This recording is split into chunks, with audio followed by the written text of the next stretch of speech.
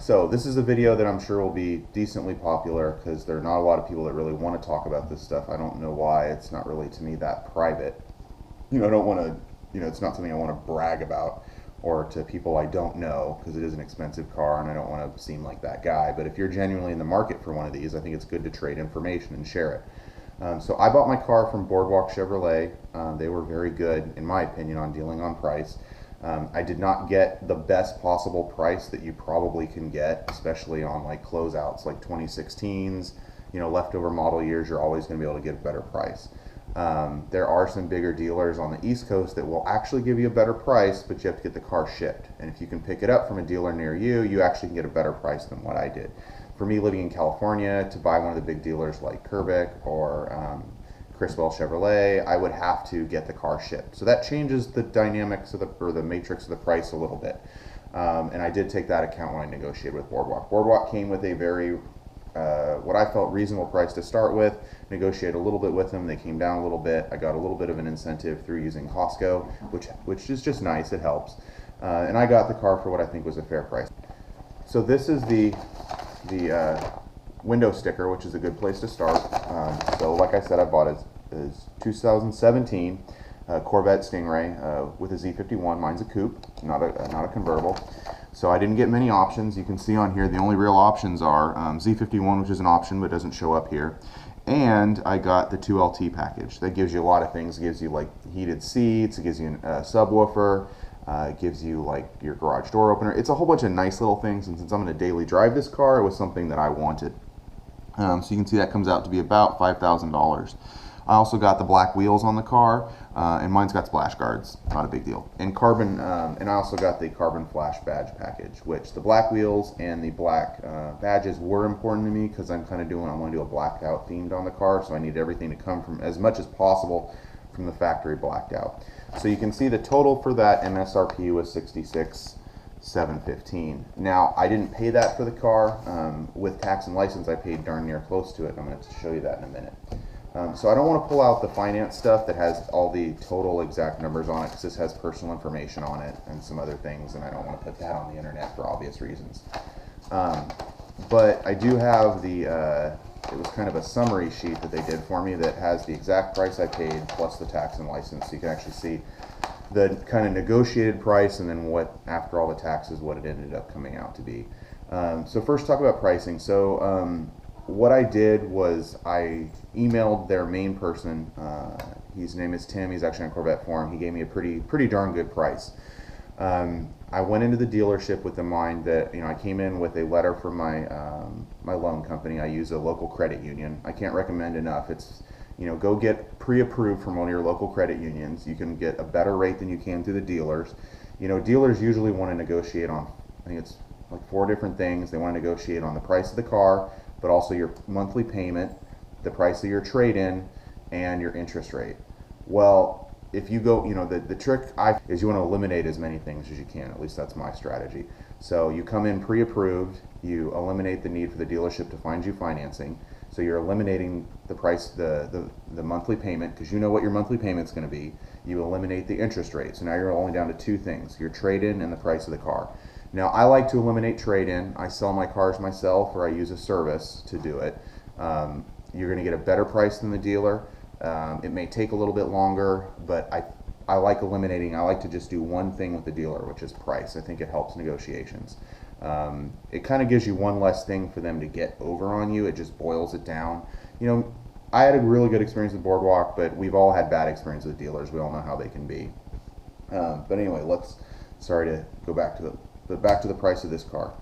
So I went in only needing to negotiate price, which was, for me, what I did was I'd emailed I got the price from Tim, their kind of internet sales manager. He came back with a really good price. I went in, looked at the cars. They actually had 2 exact cars like what I wanted, which was one of the reasons I went with them. I was able to pick and choose which one I wanted. So I told the guy, I said, I want one, let's go talk price. Sat down. The price they came up with was a pretty darn good price. It was not super amazing, but it was a good price. I probably would have been okay to pay it. What I asked was if they would be willing to give me the price of what it would cost for me to purchase this car from one of the large volume dealerships. I actually use Corvette as an example, you know, minus the cost of the shipping, because I explained that I could buy the car for about, you know, they came in, I want to say, I think it's 61 or 62,000, I think, maybe 61,000, I want to say, you know, so it's not really that big of a difference. But if I bought it through Corvette, I could have got it for about 57 something, 58, and then I would have paid about 2,000 for shipping. So I would have paid about 60 for the car, a little bit less than 60, but basically 60,000. I offered it to them. You know, they kind of wanted to see the price of the car online. Luckily, Corvette puts their prices online. Plus, I'd had some emails to show them, and they went back and forth. They ended up using a deal through Costco where they do a supplier price minus some stuff, and it was a pretty good price. Plus there's a card thing, which I'm going to talk about in a minute, you get back. But they were able to basically get within $100 of what that would be. So my final price, and I can show you on here, ended up being $60,043.50. It's not what I paid, because you've got a ton of tax and license and stuff, so I ended up paying $65,792 for the car. Because California has high taxes, you know, unfortunately. It is what it is, living in California. But I felt like it was a pretty decent price. The other nice thing was, because we went through and used Costco, I got I'm getting like $700 or $800 gift card from Costco in a couple of months, which was kind of nice. So I'll use that to buy some furniture or something. I don't know. But anyway, you know, that's the price I paid. That was how I came to the price with them. I thought they were pretty reasonable. I don't know if all dealers will work with you like they did. You know, there are better deals out there than what I got, but I got a pretty good deal.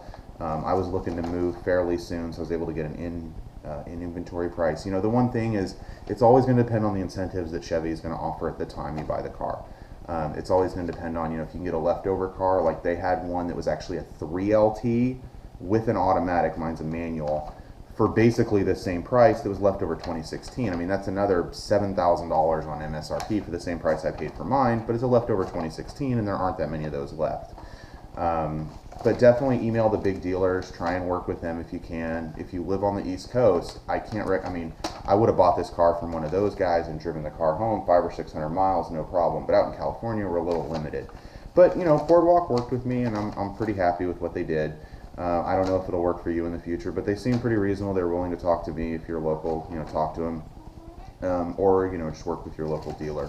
But I definitely would at least try and work with your local dealer. I mean, I'm a firm believer in keeping your money local if you can. You know, it circulates within the community, helps your tax base. I mean, you know, do what you can. But on the other hand, these are expensive vehicles. You know, if you can save a few $1,000s, save a few $1,000s. You know, you got to do what's good for you and your family. You know, as extravagant as this is, you know, you do want to pay a decent price. So if you have any questions, comments about how, you know, about buying the car, any questions about options, negotiation stuff, you know, I mean, I'm by no means a master. I mean, it took me 10 minutes and I just kind of laid it out. You know, really the big thing I think is to have a price in mind that you're okay paying. You can try and get a better price, but just have a number in your head of what you're willing to do at the start. Be informed. That's the key to any negotiation. Know what, you know, hopefully know what, you know, the person you're working with, what works for them. You know, at the end of the day, you do have to realize dealers are going to want to make money, and I don't blame them.